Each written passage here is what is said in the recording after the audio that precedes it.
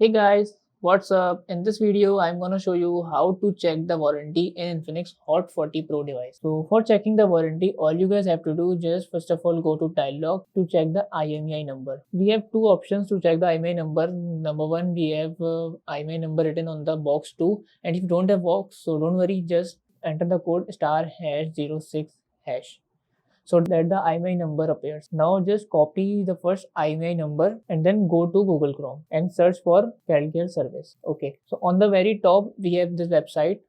Just click here and then scroll it down. So as you guys see, we have option of warranty check. This website is only for Infinix and Techno device. So just click on warranty check and then paste the IMEI number here. Now click search. So this is the warranty info of my phone, and as you guys see, the Infinix Hot 40 Pro is under warranty and expiration date is 2025-1/3. So that's mean my phone is in under warranty. So this is how we can check warranty in Infinix Hot 40 Pro device and also in every Infinix device. So that's it about the video. If this video helped you guys, kindly like the video and follow us for more tips and tricks. See you guys in next video. Take care.